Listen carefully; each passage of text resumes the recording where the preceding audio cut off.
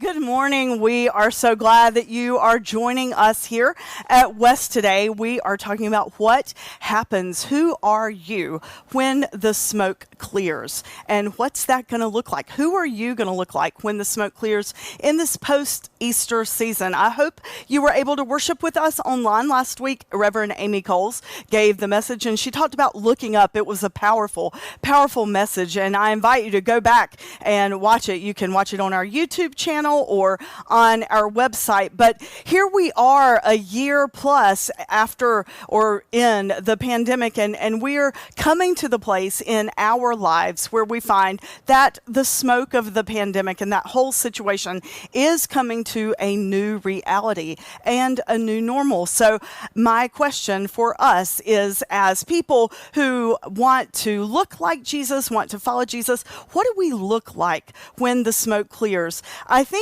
sometimes we glorify the Bible characters, or we don't believe them, right? Like it's either metaphorical or the story is just too good to be true, or we think, okay, well, it's a couple of thousand years ago plus.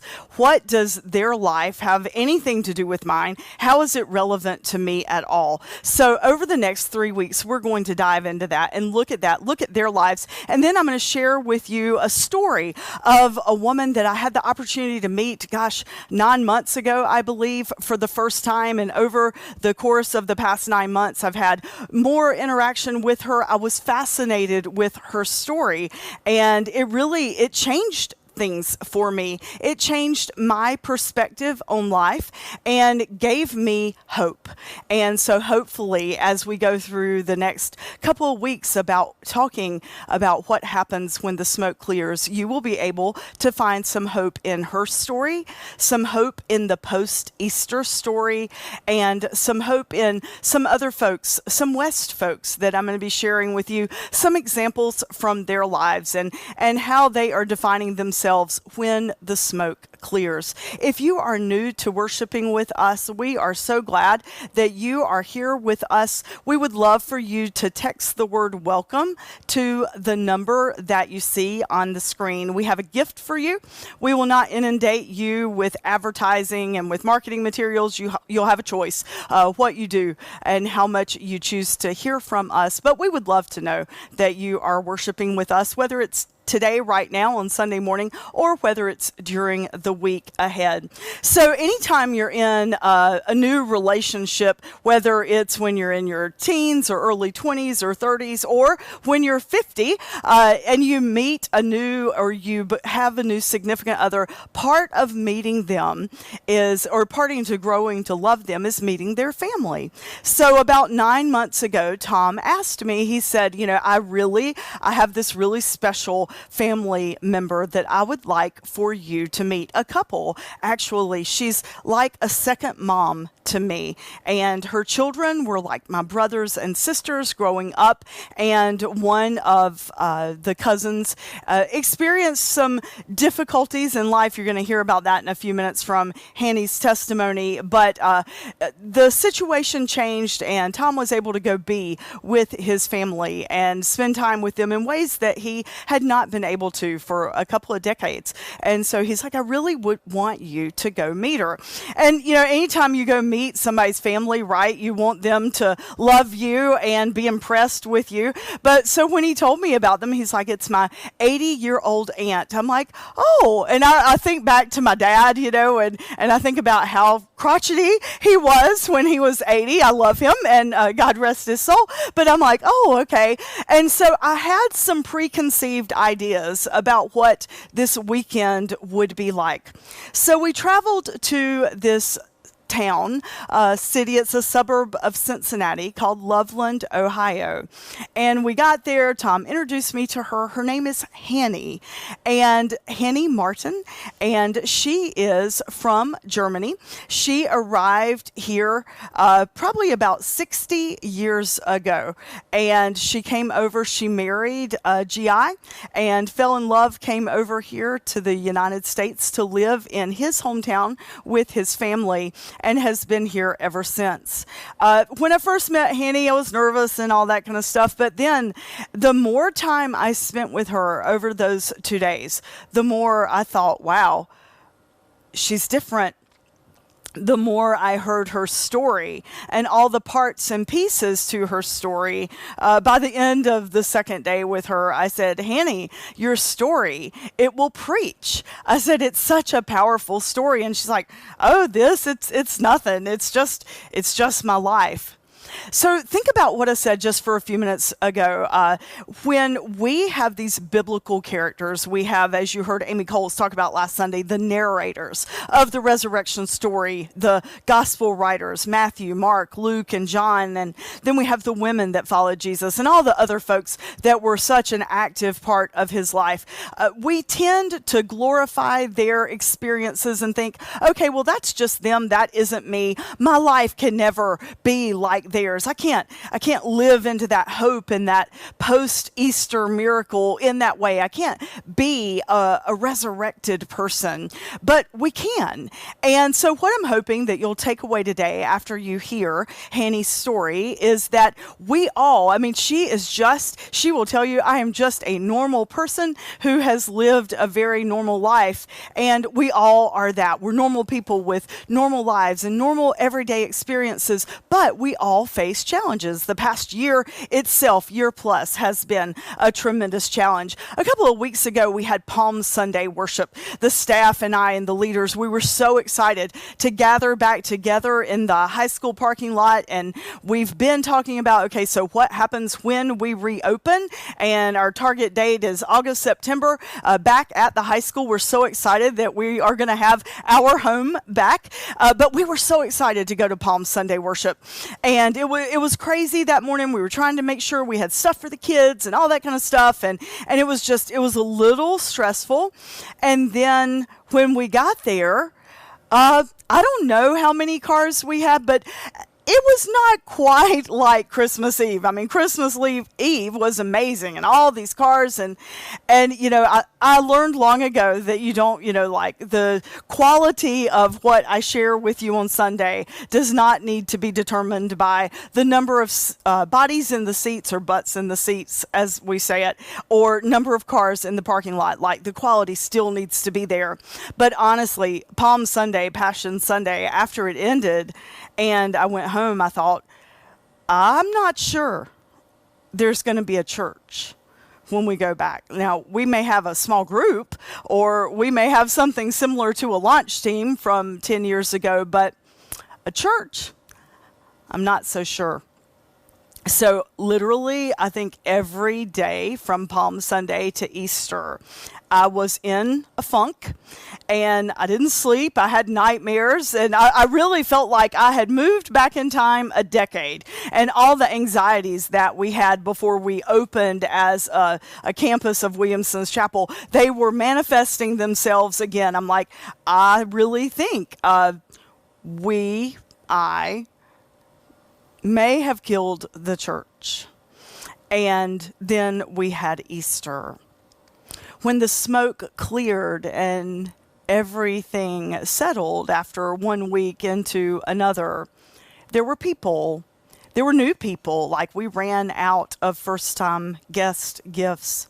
And one of the gentlemen that was a first-time guest, he and his family, I had the opportunity to talk with them as they drove out. And he said, it seems to me from my perspective that lots of churches closed, completely while the pandemic happened and it was in its height. But you guys, you didn't stop. In fact, you're not even, it seems to me, the same as you used to be. You reinvented yourself. That is being a part of the resurrection.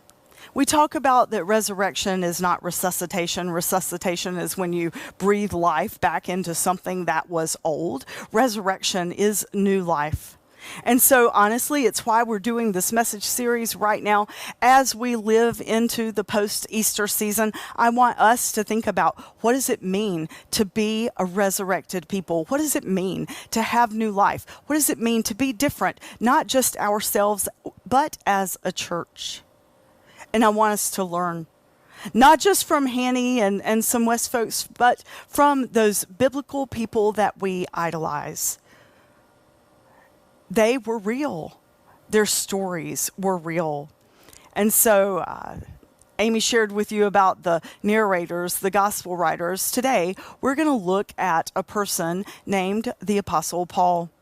He started a bunch of churches after he converted from being an anti-Jesus person and was persecuting people in Christ's name. He became actually the biggest evangelist ever. And he started movements and churches that changed the world. There's so many similarities between Saul Paul and us.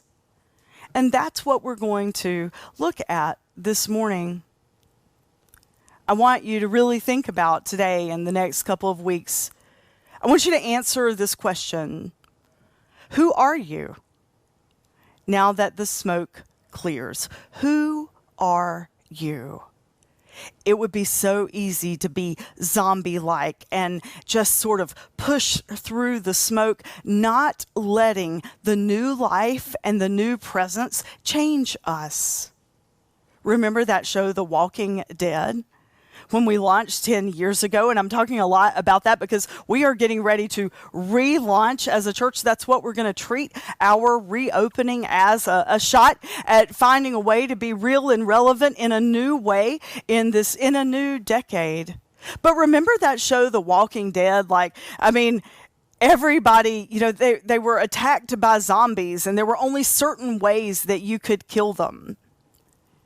We all need to attack the zombies that we have within ourselves.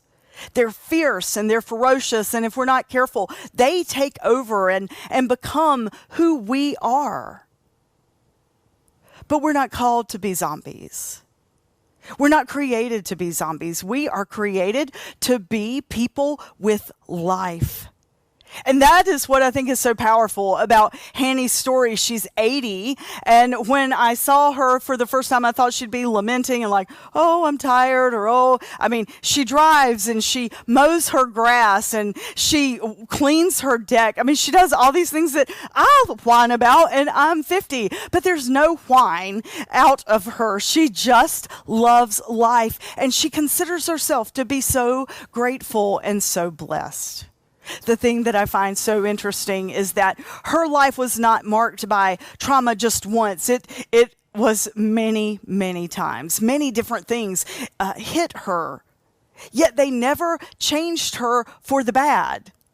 Every time she encountered some kind of hit or difficulty or hurdle, she allowed that to mold her and shape her into being a person who at 80 embraces life.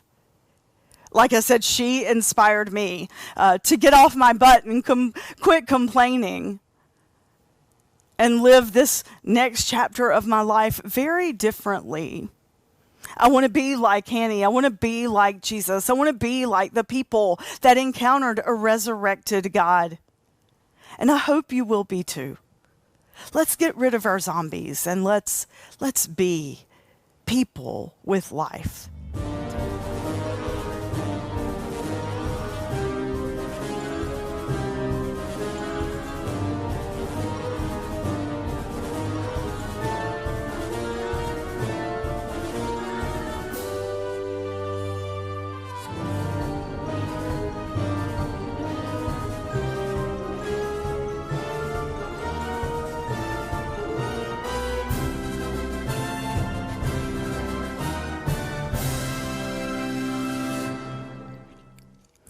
So someday those closest to us will tell our stories.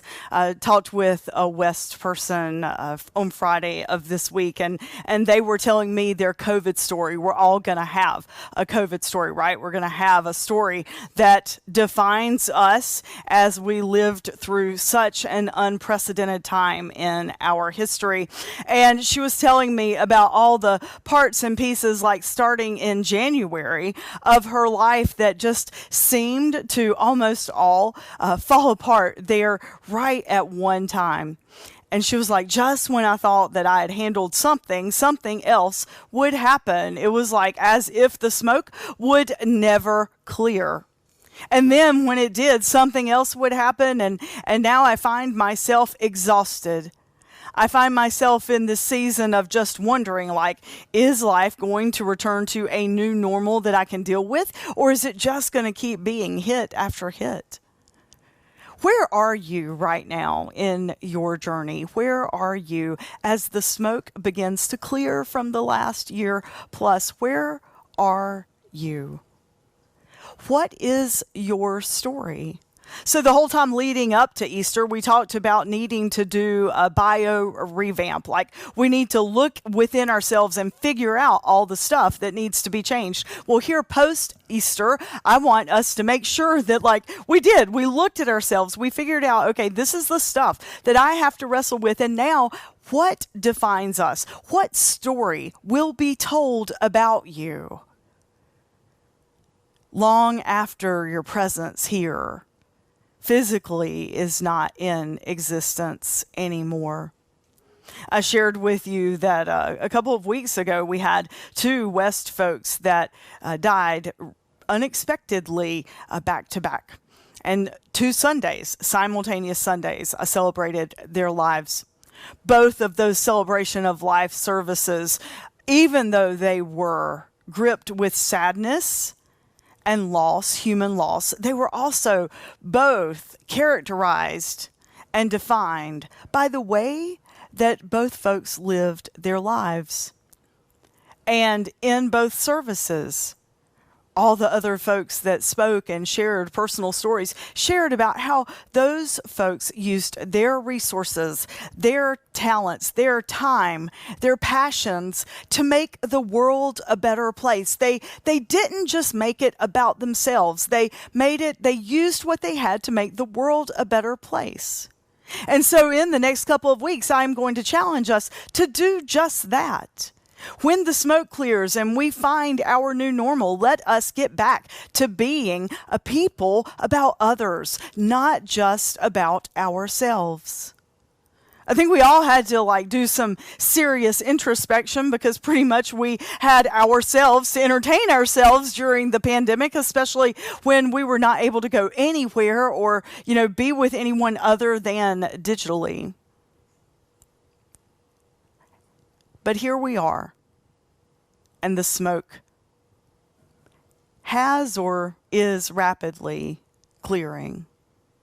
Things are returning to normal. We are being with people again, and mask wearing or not, we still are able to have community.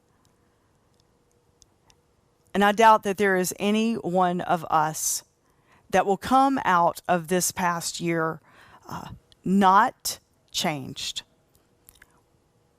We all will come out of it changed. But the question is how? And what do we do with all the stuff that happens to us? How do we process it? And how do we let it shape us into being new people, being resurrection people? So I am sharing with you Hanny's story, not because I think Tom's amazing or I love him. I mean, I do, but she was just one of those people that, I thought 40, 30 years from now, I want to have your spunk. I want to have your energy. I want to have your passion for life. And truth be told, the last couple of years of mine, especially the whole pandemic thing, I'm like, I don't even know, am I going to have any passion or vision or energy when the smoke clears? It's easy, right, to get distracted and let those things weigh us down. We don't talk a lot about memorizing Bible verses and Bible drills and all that kind of stuff in West Church, but this morning, in just a few minutes, I'm going to share with you some phrases by the Apostle Paul, the guy that I told you about that persecuted people and then fell in love after he encountered the risen Christ, and it changed him, it changed the world. There are some of his phrases that I want us to commit to memory. I want them to define us. Hanny lets those phrases define her. As I shared with you, she really is an immigrant from Germany. And so I'm going to share with you, I want you to hear her words telling her story, and then I'm going to talk about it for a few minutes. So if you lose just a little in the translation of her story to me, we're going to explore it deeply. But she is such a powerful woman. She was born in Germany, and she's going to talk to you about her very first memory as a child and then what she experienced through her childhood. So I want you to take a look and a listen. Hi, I'm Hannelore Martin. I grew up in Germany, was born in 1940 in Augsburg, Germany. My first memories were when I was 3.5 years old, when our apartment complex was bombed out. We were trapped in the basement for quite a long time. And my first memory is my mother hollering for my brother Raymond. When they dug us out, they finally found him, and he was laying under a dead man.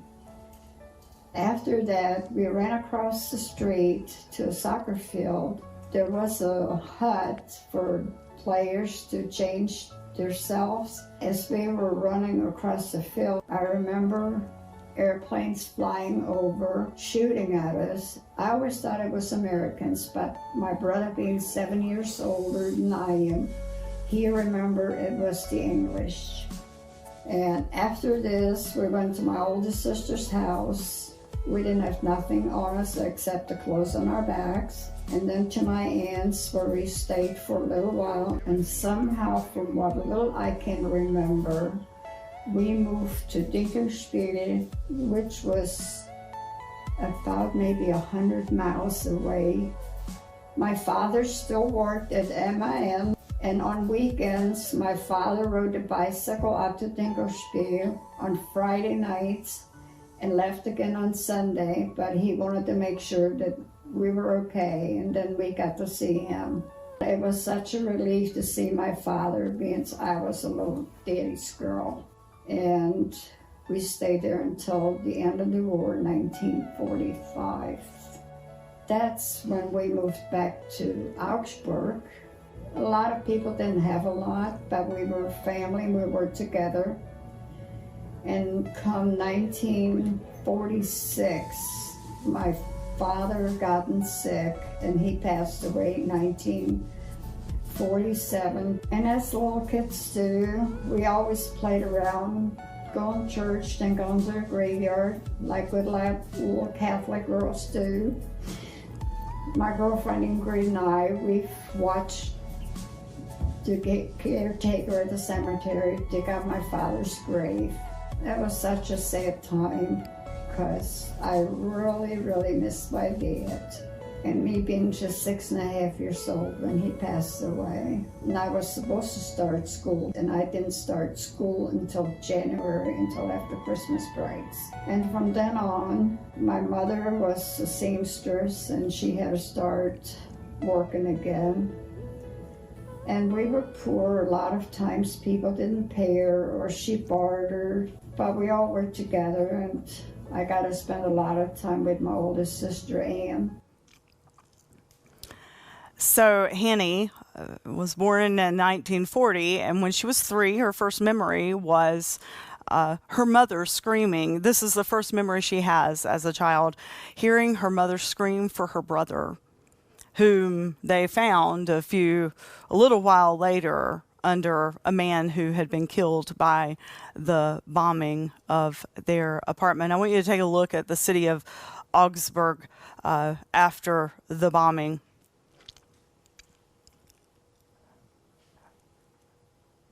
The bombs destroyed huge, huge parts of the city. That happens in our lives, maybe not literal World War II bombs or any other war bombs, but there are things and events that happen in our lives that cause us to have like these memories that define us. What are some of those memories for you? For Hanny, hearing her mom call for her brother, and then they found her brother, and then they run out of their apartment building and they look up and they see literal bombs falling out of airplanes. They moved to Dinkelspiel, which is a place, as you see, northwest of Augsburg. And the war was not nearly as prominent in that space. It was a little bit of a safe haven for people. And so they stayed there, but as Hanny shared, she loved her dad. Her mom experienced the death of a child prior to Hanny being born. And there's so much more to Hanny's story that we don't have all in the videos that we're going to be sharing with you because it would take too long. But Hanny will tell you that her mom was very distant with her all of her life. Like Hanny just always felt like there was something that was some barrier, some hurdle that was keeping her mom from loving her and nurturing her. Hanny says she was a daddy's girl. Hanny's mom experienced the sudden death of a baby prior to Hanny being born, and they have conjectured that perhaps her mom just was never able to grieve the loss of that child. Back then therapy wasn't a thing like it is now. And so imagine experiencing the tragic loss of a baby and then, being in the middle of a war and your other son, one of your sons being trapped under a dead man. And then you have to get your children to safety. I can't imagine what Henny's mom lived through. And so Henny shares that part of her journey is not having the nurture of a mom. But she loved her dad. And their dad, drove on I guess you don't drive a bicycle, rode on the bicycle 5 hours and 46 minutes every single Friday. He would ride his bicycle, and it's not just like some flat land, okay, from Augsburg to Dinkelspiel. And he would spend the weekend there with his family, and then on Sunday he would drive back to Augsburg so that he could work to earn money for his family. After the war ended and Hanny and her mom and her siblings moved back to Augsburg, not very long after that, Hanny's dad was diagnosed with tuberculosis and was hospitalized. He got very sick very fast, and then he died when Hanny was 6. Hanny and her friend, they used to run and play in the cemeteries, and she and her friend were just walking one day after her dad died, just spending some time together being kids, and then they happened to stumble upon the people digging her dad's grave. She said that that's another one of those childhood memories that just gripped her, because the finality and the pain that came with realizing that her dad, her parent, the one that loved her and nurtured her, was now gone. And she had just been reunited with him not very long after the war had ended, and now he was gone forever. And the pain that came after that, she said, was very real. But what I found so interesting when I first heard that part of her story was she told me about how her mom was a seamstress, as you heard, and that, they didn't have any money really growing up. They would barter for things, for food, and they would eat meat one time a week if they were lucky. But she said, we had family. And we had hope. I thought that was very telling. We have family and we have hope. Part of being a part of a church, we don't use the word a lot, family, because it's inclusive, not, open. It's not an open term, but it is a part of being a community. It's a part of joining together with people. That's why the chat room is important when you're worshiping with us online. Like, it's a real thing, knowing that you are there. And when we regather together in person, it will be important, I think, whether you worship online and want to do that exclusively, but to find other ways to connect with community, to find other ways to connect to a part of a family of people that believe, as Amy shared, as Frederick Buechner wrote, the worst things are not the last things. There is hope that comes when we are gathered together with people that believe and embrace the same things, people that live out and embody that hope. Despite the difficulties, despite all the pain, Hanny held on to hope, and so should we. I want you to take a look at these words from the Apostle Paul. When he wrote the church in Corinth, he shared these words.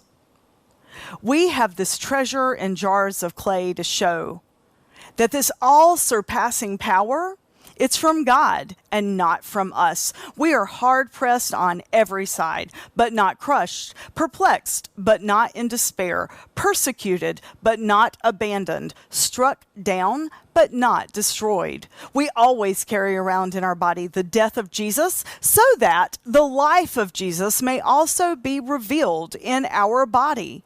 For we who are alive are always being given over to the death for Jesus' sake, so that his life may also be revealed in our mortal body. So then death is at work in us, but life is at work in you. When Paul starts writing these passages, he uses the phrase earthly vessels or clay vessels. Back then, that's what they used. So think about the dishes that we have in our cabinets. We are those earthen vessels. We are those pots of clay. And we are fragile. If we go and we drop all the dishes or throw all the dishes or bang them up, they're going to break, right? And so what Paul is trying to say is that that's who we are, but we don't have to break. That we can experience the power of the resurrection and we can have this death of Christ that lives in us, and we are going to have death of things that happen to us, relationships and financial death and concern and health concerns and all these things that will grip us and hold us captive. But just as the death is a part of us, so is life. So is new life. So is new hope. And it isn't claimed and it doesn't define us based on some power that we have. The power comes from God, and we believe that the power comes from deep, deep within. It's something we can channel. It's something that we can hold on to. And we can let that define us. We can let that make us be a people of hope. It wasn't as if that was only one part of Hanny's story. I want you to hear the next part of her journey. She met a GI, and her first interaction with him was probably not stellar. I'll tell you the word because it took me several times with her. I'm like, what are you saying, Hanny? And she uses the word kraut. The GIs would call the German women kraut, like sauerkraut. And I have no idea why she didn't either, but that was just the word. So she talks about when she meets Buddy, and they were together like 60 years. So take a look and listen to this part of her story. In January 1964, it's when I got married to my husband, Calvin Martin. I met Buddy in Germany when he was in the Army. I worked at the Army base, and he came in. And he was staring at me, and I asked him, what are you looking at? And he said, you crowd, stupid crowd, which all GIs used to call us crowds. And then time went on. A few months later, we met up, not as girlfriend, boyfriend, just as a few of us always went out together. and he was one of them. And about a year later, we kind of coupled up, and we got married. And first his mother wouldn't send him the birth certificate because she didn't like me because I was a German and a Roman Catholic. So in 1965, we came stateside. We moved here where I'm living now, and we were married 45 years when he passed away of lung cancer. What I liked about him was he was honest, truthful, and he was a good provider for my 3 children from a previous relationship and his 2 children, Sheila and Donetta. But he didn't make no difference between our kids. And he was just a good round person. And he pretty much was the love of my life. And the saddest day was when he passed away, and it took me about 2 years to somewhat settle down after he passed away. So forgive my bad math, like math's never been my strong suit. They were married for 45 years, not 60. I was thinking that doesn't all add up, Andrea. But 45 years. So she leaves her whole family, her whole comfort, and moves to the United States and moves to this town, Loveland, Ohio, which is a beautiful small town now, suburb of Cincinnati. But back then it was a very, very, very rural area. And so here she comes, this German and this Roman Catholic, and his family, his mom especially, she did not like her at all. So the next years in Henny's life were defined by not fitting in to his family and struggling and trying to find that. Also, Henny will tell you that she made some decisions that perhaps could have been done differently when she was younger. She had some children out of wedlock. That's why that was her. Go back to that picture for just a second. That's her wedding picture. And Henny's like, yeah, this is my wedding picture, and I had to wear black on my wedding day because I had children out of wedlock. So she packs it all up. She moves to Ohio. She tries to fit into this family. She doesn't. She's different from everyone else.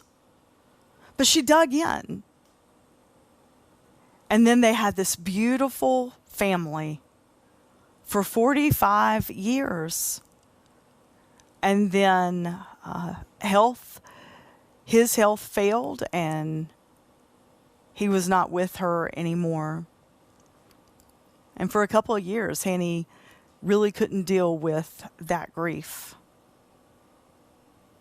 But then she realized that you can't run from stuff forever, that we have to figure out what we're made of, who we are, and let that define us.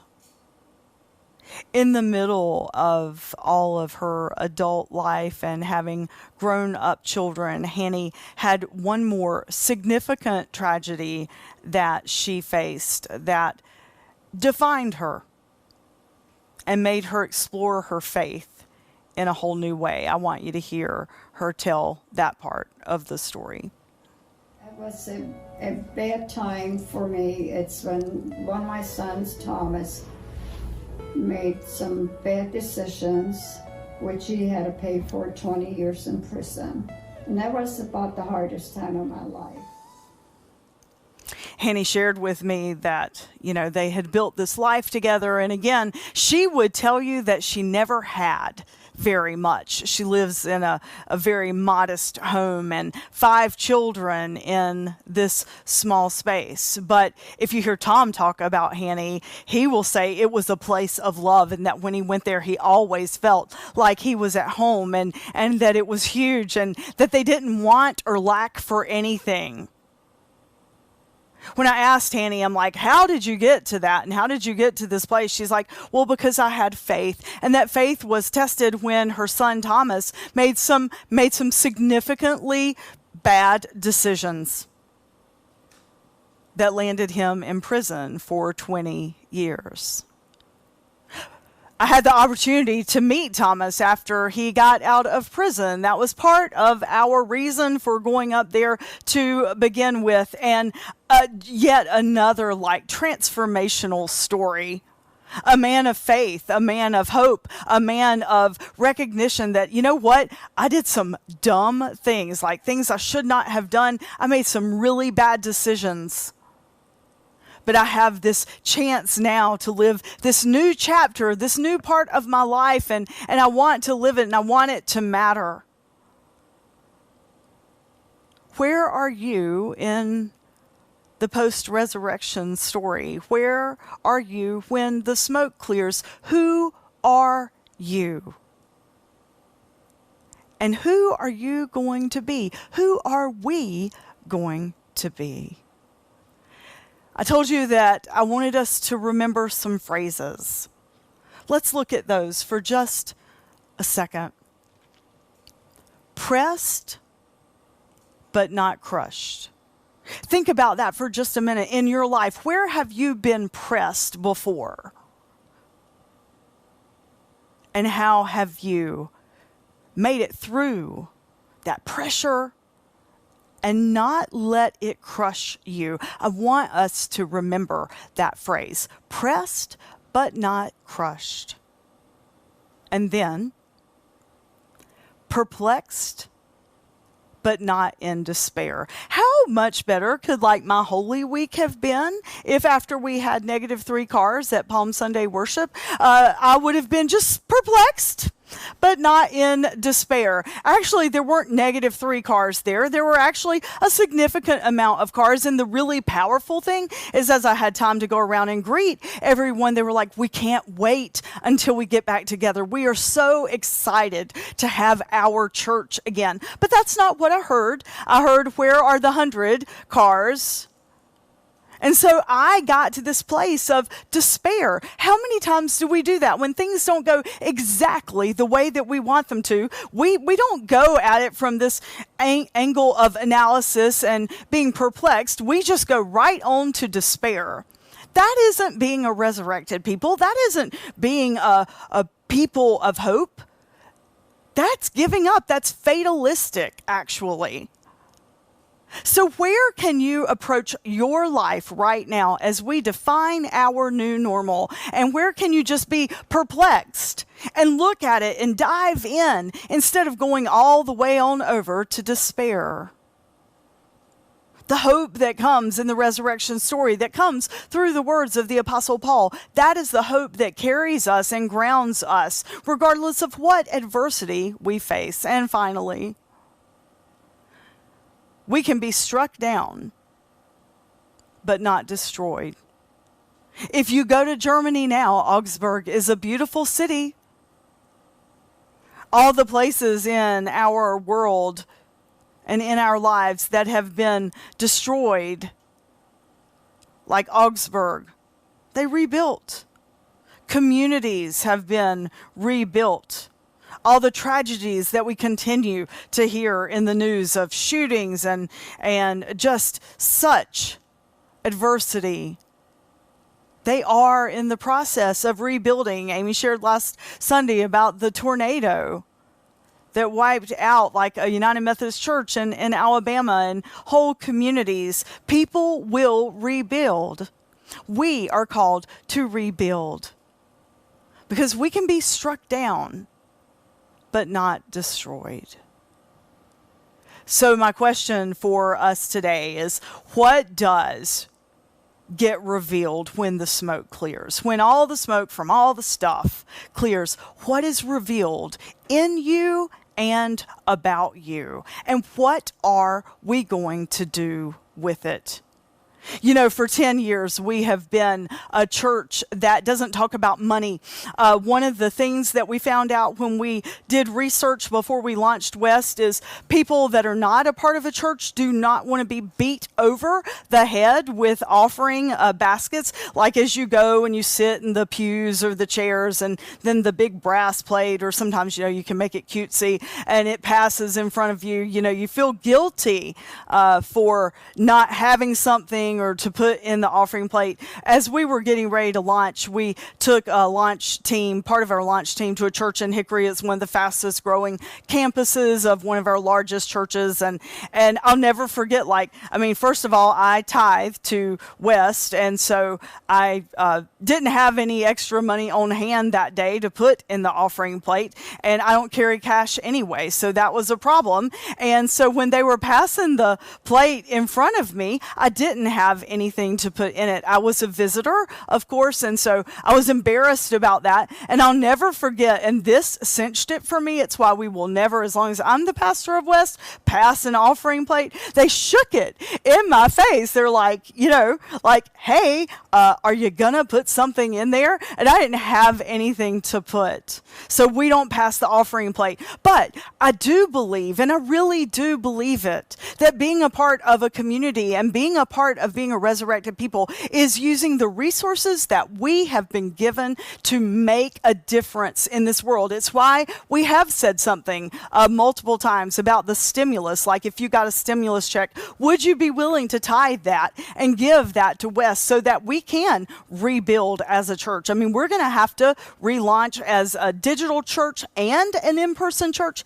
and the challenges that are before us for the next couple of months, honestly, make me lose sleep at night. They make my stomach hurt. I believe we can do it, but we have uncharted waters in front of us, and it's going to be a challenge, but not just about money. And I do invite you to give to the resources, or give of your resources to West. But what about your time? Can you help us feed the hungry? We've talked to you about new relational partners and new missional partners like Third Creek. I mean, we've been with Third Creek for 10 years, but now we have new opportunities and new ways to partner, just not with the elementary school, but with the middle school. And we are going to find a way to feed them without a food truck, and feed them in an ongoing manner on Sundays as a new ministry of West. Will you be a part of that? Or heck, you can just help us do administrative stuff. Like, can you stuff envelopes? Can you put stuff in boxes? That would help us with Amped tremendously. There are so many ways that we need you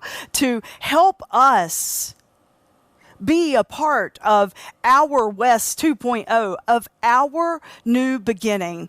And I really, of course, am an advocate for the local church because it is my passion and like my job. But there's more than just that. Like, what you are and who you are, you can live that out every minute of every day just by looking around you and seeing the people that you have an opportunity to do life with. I told you that I talked with a West person the other day, and they were telling me their COVID story and how COVID has defined them and just all the challenges that their family has faced. And then she told me this story, and this is what I want to close with today. There's a West person, I won't mention their name, someone that's on one of our active ministry teams, and this person is on this team with this other person, and they're not friends. Like, they're not going to go shopping at TJ Maxx together. They don't hang out on the weekends. But this one person of West wrote the lady that I was talking to, and she said, hey, I know that one of your siblings is really struggling right now and in the hospital. You've shared with us that prayer concern. And your parents live right down the road from me. And I know that they are older and also trying to care for your sibling. Could I take them dinner? And the lady that I was talking to, she's like, no, you don't have to do that. And the other West person said, no, I really want to. It's on my heart. Like, when I go to the grocery store and I make food, it always makes more than I need it to. And I want to help them. I want them to know that they are loved, and we are praying for you and your family. Can I just take them dinner? And so she did. And then the other West person's family told her that this person's visit just made their entire week better, because they needed somebody just to come and talk and share and care. That didn't have anything to do with an organized church or organized religion. It just had to do with, hey, I know that my neighbor down the road has some needs, and I can help fill those needs. The reason that that West person does that is because when the smoke clears from her life, and she has stuff too, right? We all do. When the smoke clears, what is revealed in her is a heart that embraces love, that embraces generosity, and that embraces hope. And she wants to be that love and hope and generosity for others. So when the smoke clears, who are you? Who are we? And what will be revealed? Will you pray with me? Gracious God, we do live as a resurrected people, and we have the opportunity to embrace new life, not just breathe some life back into old things. As the smoke clears for us as a society, as a culture, as a world, and as people, may we figure out how we can rise up out of whatever ashes that seem to be surrounding us, and let us embrace being perplexed and not crushed, and not being a people of despair, but being a people of hope.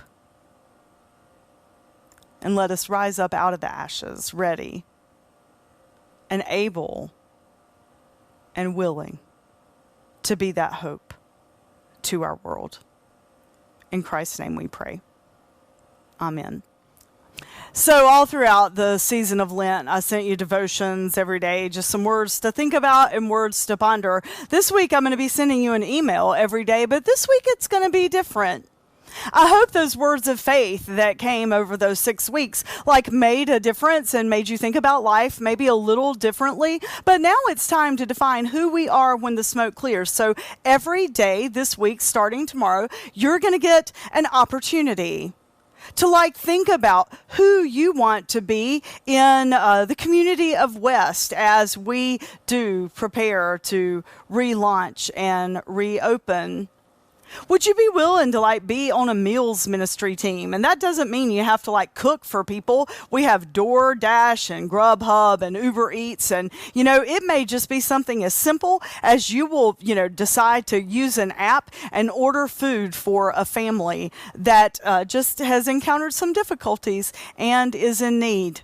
Or what about our children's ministry? We have 64 now children that are a part of Amped, which you can watch in just a few minutes. And we have so many opportunities. I mean, if you can stuff in boxes, we could use your help.